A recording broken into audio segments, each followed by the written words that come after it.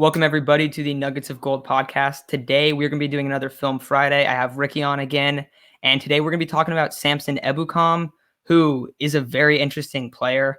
I was not expecting just the style of play from him that he plays with, because I was expecting a bendy speed guy off the edge, and he does play mostly like wide nine. He's usually outside the tight end, but he's not some bendy speed guy. He's a very strong player, and he is a very fast player too. And you actually see that on the special teams tape. But he's a hell of an athlete, but he's very raw too. So Ricky, before we get into the film, what was your just overall thoughts on him as a player? Overall, I thought he was a gnarly athlete, to be honest. I was kind of surprised by his athleticism on the film, especially during the special teams. You'll see that in a few clips. But he is very athletic. He's also a lot stronger than I thought. You will see a little bit of strength inconsistencies because there's times where he's lined up and going against the tight end and he just throws them. And then when you see him against the tackle and goal line, it's not always the same. His pad level is a little high for my liking. He's a little slower off the ball for his size than I'd like, but I think he has a lot of room to grow. And I actually read a quote from his old defensive coordinator, or no, his old linebackers coach, who's now the D coordinator at Green Bay. And he said that he was a tenacious worker and that he expects him to keep wanting to learn into his eighth season and keep getting better through his eighth season at least. So I thought that was very encouraging to hear with a guy like him. Yeah, no, and that's definitely really important for a guy that's super raw. And just a little bit of background on him. He was born in Nigeria, moved to the U.S. at 9 years old.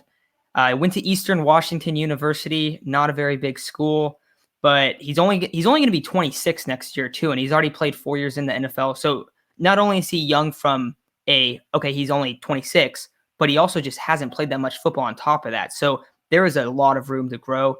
6'2", 245. He ran a 4.5 40-yard dash, and then he had a 39-inch vertical and a 10-foot, 10-inch broad jump. So like you see all of the skill set there. One thing that was concerning is that his snaps have kind of diminished, not only in 2020 from the beginning of the season to the end of the season, but in 2019, he played 51% of the snaps. And then in 2020, he only played 36% of the snaps. So a little bit concerning there, but he's a fourth round guy, a guy that's super raw, and a guy that it's really going to be up to Chris Kosarick, the 49ers defensive line coach, to really mold this guy and turn him into a really good player. But with all that said, let's get into the tape. All right, so right off the bat, you're going to see his strength against DJ Humphries right here. And get off's not anything super special, but he just drives him back and Kyler Murray falls into his arms. What do you have to say about this play, Ricky? Well, I think you said it perfectly. His strength here is kind of unbelievable. If you watch him, he's pretty much straight lining to the quarter. Or is that, yeah, Kyler? He's straight lining to Kyler right now. Like, there's not a whole lot of moves, and he just goes exactly where he wants to go, and he just drives Humphries right into him. I would be a little bit worried if Darnold wasn't there on the outside, that he's given up his outside leverage, and Kyler might be able to get outside of him and create a little bit more time or go out for the run just because of how inside he is. But he might have seen Kyler Murray duck inside already. So it's kind of tough to tell what he was seeing or thinking there. Another thing about this play too is that you bring up Aaron Donald on the outside, and that's what the 49ers want to do in terms of they want to have Nick Bosa as their key guy right here. He's probably going to be where Leonard Floyd is in most situations. Mm-hmm. But you don't want they're not expecting Ebukam to come in and be some star pass rusher, but he's one of those guys like the second guy to get there. And I think that's one of those plays where if you're just able to beat a guy off the bat just on strength like that, that's just a check the box. He won that rep. Exactly. And for the Niners, too, they're not going to need Ebukam to finish too many of these sacks. But if he's just able to collapse the pocket like that for them, it's just going to open up so many sacks for their other guys. So we talked about the strength in the first play. And in this play, you're going to see Kyler Murray do a zone read, and you see Ebukam kind of wait. He's patient, and then he drives to the ball. And the running back's only able to pick up about 2 yards on that play. Nothing crazy right here, but it's just a solid play. You see that he has to contain right here. He does it. He waits, and then he drives in, and he physical player and goes in and makes the tackle. I really think you're seeing the athleticism here from him. Like you said, just the ability to sit, and then explode to the ball and make that play. There's not a whole lot of guys in the league who are doing that easily, and especially with his strength that we've seen in other clips. But yeah, just great sense, great football sense, great instincts, and he picked the right time to go. All right, so then going back to the strength on here, because we showed that athleticism, but we're going to see Ross Dwelly, 49er right here, motions over, and Ebukam has his way with him, and you're just going to see him dominate him in this rep. We talked about how a lot of times when tight ends have to come over here, they're not really able to hang with Ebukam just because he's so strong, and Dwelly really has no chance on this play. He gets driven once and then just kind of gets thrown to the side, and great play by Ebukam on this one. One thing I would say is if he's not super strong, and you'll see this right up here, at his initial point of contact, he is way up top. And the only way that he's really able to win this rep is just by his pure strength. He's not super low. That's not a low man wins type play. That's just I'm a better athlete than you, and I'm going to dominate you on this rep. Yeah, I 100% agree with you. I think his pad level is way too high. And another thing I would say is his use of his hands here isn't great either. I think he could be way more effective with his hands. Um, but you just see the pure strength of him. But I will give him a little compliment here. I do like how he sits and makes sure that receiver doesn't have the ball and he holds his outside contain before squeezing down the line of scrimmage. Oh, I see what you're saying. So he kind of holds it, waits, and then okay, let's go inside now. Yep. And he that's one thing I do like about him. His get off isn't great, and we talked about the pass rush moves aren't really there, but his instincts of what's going around him on the field is pretty high level, I'd say. Especially from a guy like we talked about, like he doesn't have that much football experience, so that's important. I think developing the moves, and for this play especially, if he develops some hands here, he can beat him right away, and that's just it's going to take time. I am interested to see like how much more can you produce after being in the league for 4 years. I think that's like the big question with him. But we've seen so many players and so many raw athletes like this. It takes them a while to get going. Takes them a while to get used to that speed, that strength on the other guys. But he's winning without really showing a lot of refined pass rushing skills and just refined abilities from the defensive lineman because he's like you said, his hands aren't really that great. He's kind of up high. If you mold him a little bit better, he might be able to just take this rep and throw Dwally under the ground and then make the play in the backfield. I think that's the difference of, hey, the running back picks up what, a yard or 2 yards. Mostert gets about 2 or 3 here. If Mm-hmm. he's a little bit better, he might have Mostert in the backfield for a 2 yard loss. So I think that's just going to take time. But I mean, at least he's hanging on this plan and he's able to beat Dwally on this one. And I also like how he is like communicating. You see him do his little hand signals to either the linebacker or the safety behind him, just making sure everyone's on the same page. And especially you'll see like throughout his film, he does his job almost every play. He may not make a crazy play or make some Aaron Donald like play or Leonard Floyd like play, but he gets his job done before So we this go. play has got to be one of my favorite reps of Ebukam. You see him come in here, and he's playing against Donovan Smith, playing against the Super Bowl champs, before the Super Bowl champs, granted. But this is a really good rep. He doesn't even win off he wins off the bat, but then Donovan Smith comes in, kind of gets him down, and he basically crawls to Brady. So you see him use his hands, he gets around him, but then Donovan Smith kind of wins a little bit, knocks him down. He's able to stay up, completely redirect his body, and get Brady. I think this might be the best sack of his 2020 season. Yeah, and I really like here because you can kind of tell he's a student of the game. He knows that he's going against Tom Brady here, and it's not like Kyler Murray where he's worried about getting beat outside or keeping outside contain. He's comfortable going inside because he knows Tom Brady is not a run threat, so he knows he can go back inside. I think he sets this move up a little bit, and like you said, his motor is just unbelievable on this play to keep fighting and keep trying to make that play. Like it's pretty unbelievable.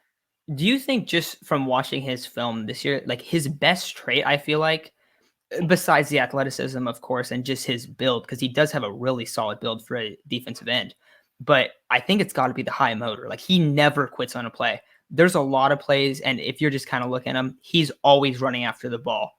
Like there'll be guys that are closer to the ball, and he will beat them there in many, many plays. And this is a Rams defense that was really successful too.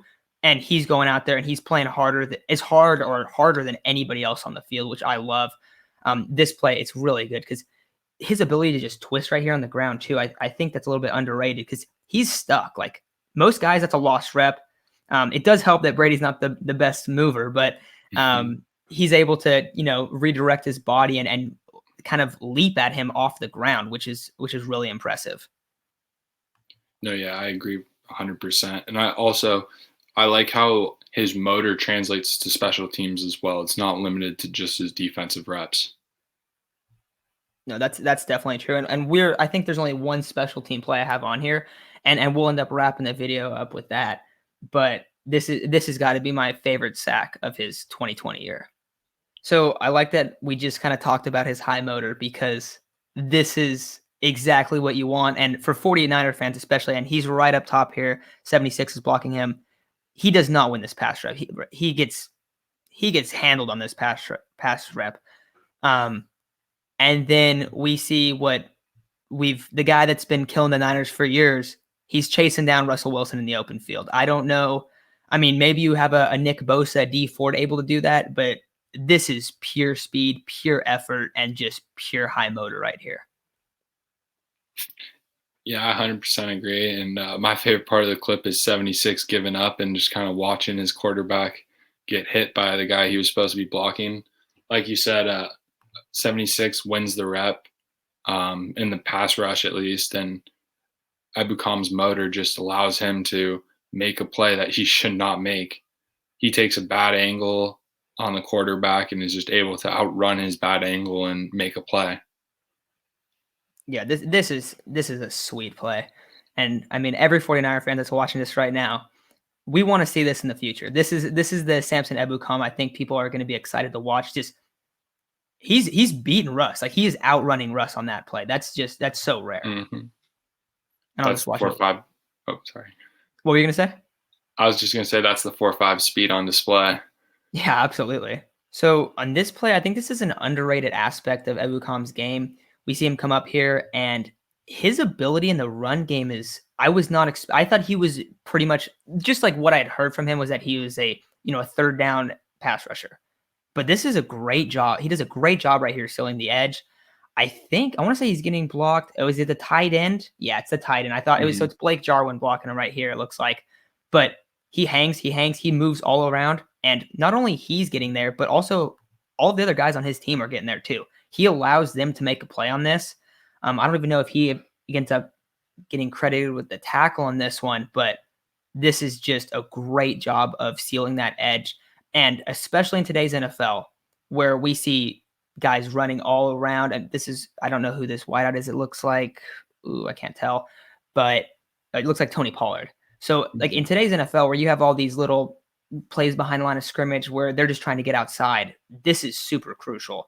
And especially for the 49ers division where there's so many just exceptional athletes and a lot of speed, this is something that's going to be really important.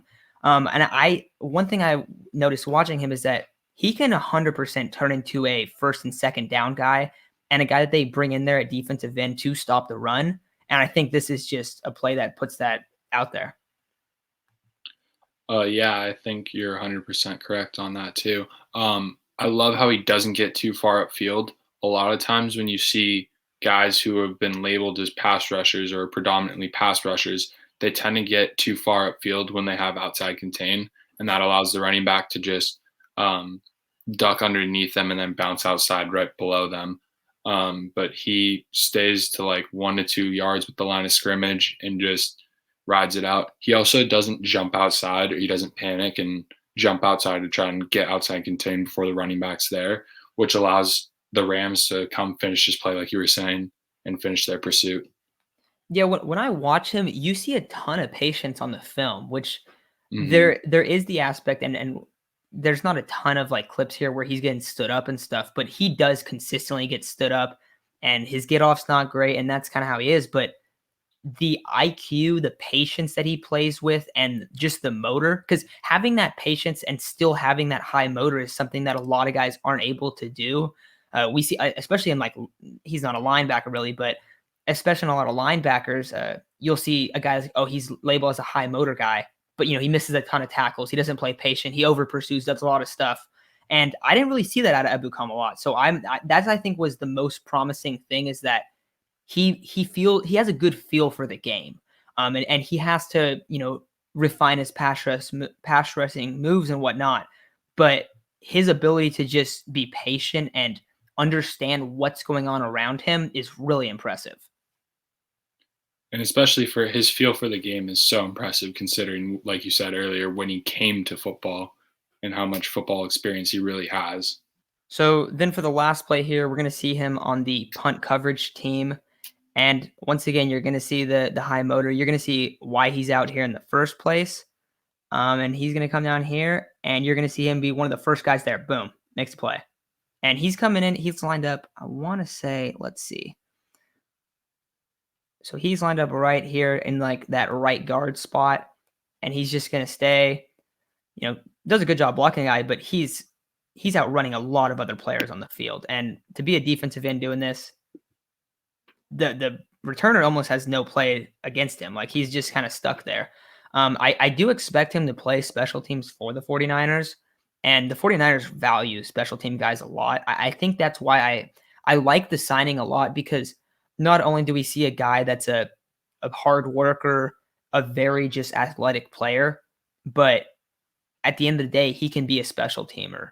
You can put him into a lot of different situations and just tell him, hey, go be an athlete. And this is what he's doing right here. Open field tackle on punt return. That's pretty rare in a defensive end. Again, I love his instincts here. I think he is not afraid to go. I think he knows exactly where the punt returner is going to go, and he's not afraid to go make a play. If you see everyone else, they start trying to go parallel, and he's still going vertical with his run, closing that gap between him and the running or the return man. And he just makes a play, and I honestly think he saves probably 5 or 6 yards on this punt. Yeah, pretty much everyone's going this other way, and he just kind of recognizes, all right, it's going to be over here, and he just stops where he's going and redirects himself, which is, he does an excellent job there. So, and he stays. Oh, sorry. No, go ahead. Go ahead. I was just gonna say he stays in his lane the whole time, and he knows where the ball is, and you see him break away a little bit at the end, but this whole time he's staying in his lane and making sure he's doing his job. So this is going to be our final play right here. Another play on the punt coverage team, and we're going to see him force a fumble on this play, actually. So another high effort play, and he's just going to go in and make a physical tackle and make the ball get coughed out. Punt returner looks a little confused, and there he is. And we're going to get a better angle on this second time through. You see him celebrating right there.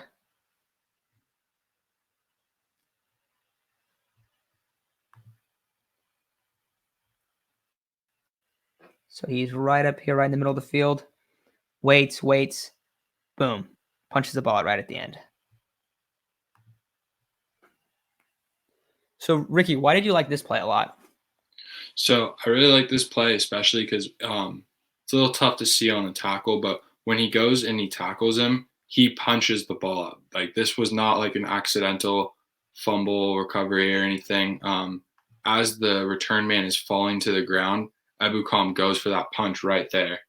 So the guy's already going to the ground. Ebukam could just lay off and not make any play and just let him fall to the ground. Not a lot would happen different, but he instead tries to make a play on the ball, goes for that punch, and I honestly love any guy who's looking to make a turnover or looking to force a turnover, especially in a playoff game. Yeah, and you see a dive, boom, pops it out. Excellent play. So yeah, that's all the tape we're going to show on Ebukam today. There's a lot of good stuff. A lot of stuff where you see him and you just go, all right, I see a lot of potential with this guy. He's a hell of an athlete, but he's not a true pass rusher. I don't feel like I don't see the bend. Almost no play is he out there trying to bend around the tackles or the tight end. It's, I'm going to make initial contact with this guy. Really doesn't even make any pass rush moves. And I'm going to get a play on the second effort. I'm going to initiate contact, I'm going to use my hands. I'm going to throw them off of me. Just be a strong guy, basically. And I think that shows like the base of, hey, at the end of the day, like if he doesn't become a defined pass rusher, if he doesn't, improve his hands, improve his technique, improve his bend, and change how he gets off the ball, because his get off is not anything spectacular. Mhm. I think that's probably the best way that he can improve initially with the 49ers is try to get a really quick off the bat. Because if he's able, with his strength and his speed, if he's able to get off the ball, do a quick move where he just gets the hands of the tackles down and has him beat, you're going to see him win a lot more. And you're going to see him win, especially going upfield too, because a lot of the plays is when the quarterback steps up and they kind of fall into his hands. But Mhm. that's what I saw out of him overall. But why do you like him, Ricky? What do you think he needs to work on? And I guess what is his role moving forward with the 49ers? So what I like about him, like you said, is his motor is next level. I love how he's willing to dig and put in time on special teams. I think that's kind of an overrated aspect with NFL guys today. And his motor is still there on special teams, as you saw with the Seahawks clip. He's fighting. I saw in a lot of his clips, especially later, he's really trying to make punches with the ball. I don't know if he's been watching some Darius Leonard film or what, but he's definitely going after the ball a lot more with some punches with both hands. And I think that's super impressive and plays into his strength with his strength. Um, I think moving forward, he's going to need to work on his hands, just whether it's a swim, whether it's a rip, whatever it is, he's just going to need some more moves. I think natural bend, and I think that'll just come. I think being a young football player, it's hard to get a guy like him with real bend compared to a guy who's been playing football his whole life. This kid grew up playing soccer, a little bit more standing straight up. Then he made the transition to track and field, basketball, and football when he came to America. So I think you're kind of seeing those athletic aspects coming into play into his football career as well. Um, I think, like you said, his get off. I think with his natural athleticism, with that should be an easier fix. I think part of that could just be, like I said, or like we said, young to the game and not knowing quarterbacks' cadences, stuff like that. So I think the Niners can really help him out with that. I think Joey Bosa can be a great technician teacher for him. You mean Like Nick? I know they're going to, or oh, sorry, Nick. No, you're fine. You're Yeah, fine. we saw Nick do that at Ohio State with Chase Young a little bit when he was hurt. So I think he definitely can do that with Ebukam, and he's going to look at this dude and go, I know, I can teach you how to use that strength. With the Niners, I think he offers so much versatility for a first-year defensive coordinator. I think you can put him as an outside backer, a DN, whatever you want to do, whatever role you need him to play. If he's going to set the edge, I think he's a capable run stopper and a capable pass rusher and just an all-around guy. I don't think he's quite ready to be an every down guy for the Niners. I think I see him more as a rotational guy moving forward, at least in the first year, probably the first 2 years. But if he keeps developing like everyone thinks he should develop, and especially with the Niners, I think you might see him grow into a starter eventually. Yeah, no, the thing that really stood out to me the most was just the instincts and the high motor and those type of, because I don't know, for me, like when I'm watching a guy, like if a guy isn't going to have a high motor, it's not like he's just going to develop that. Those are Mhm. just, that's just how he is. That's his DNA is I'm going to play hard. I'm going to have a lot of effort on every single play. That is very prevalent in the film. And you don't see a very refined player. You talked about how even if he just learned how to use some swim moves and really use some like hand moves where he's ripping around and able to beat the tackle that way, and using that strength a little more, because basically what he does now is he comes up, he initiates contact, and he goes, all right, like I'm going to be strong enough where I'm going to beat this guy. And when he goes up against a lot better tackles, a lot of times he can't win. Like he's going to get stuck. Mhm. We saw the play against the Seahawks where he totally loses that rep as a pass rusher. He drives him back for a second, and then that guy just wins. He pushes him like maybe like 3 yards ahead, and he just kind of ends the rep. But 76 quits on the play, and he doesn't. So he ends up getting a good play, I guess, on that one. I don't know what to call it, a check mark. Mhm. But he ends up getting a plus play for that just because of the high motor. So at the end of the day, even if he's not able to really improve as a pass rusher, as a, hey, I'm going to get my get off really good, he's still going to play on special teams. He's still going to come in. He's going to make tackles. He's going to make high effort plays. He had 4.5 sacks in each of 2019, 2020. We saw a forced fumble in a playoff game where he's not getting many snaps. At the end of the 2020 season, he was only getting between like 10 and 20 snaps every game. And he's out there making the most of them. He's making big effort plays. So I love how he projects moving forward. That's pretty much all I have on him. Anything else you want to add, Ricky, before we take off? Yeah, we didn't include a couple of his like highlight clips that you might have seen when his introduction to the Niners. We didn't include his touchdown or his some of his interceptions just because we felt a lot of you guys have already seen that, and it doesn't exactly portray the kind of player he really is on an every down aspect. But those are he's capable of making those plays at any time. He really is. It's just not something that's quite consistent yet. And if that can be consistent, he will be a very good contributor for the Niners. Another thing that you kind of touched on just now is his bull rush. He does a bull rush, but it's not a traditional bull rush where he's getting underneath the tackle and going up with it. He is starting high and just out strengthening guys who are 50 to 70 pounds heavier than him every other down. So I think even immediately, if the Niners want to use him, it could be super beneficial just to collapse the pocket and let your other pass rushers go be them. Yeah, absolutely. So that's going to do it for today's episode. But I want to thank everyone who's watched. We're going to keep doing these Film Fridays. Super fun.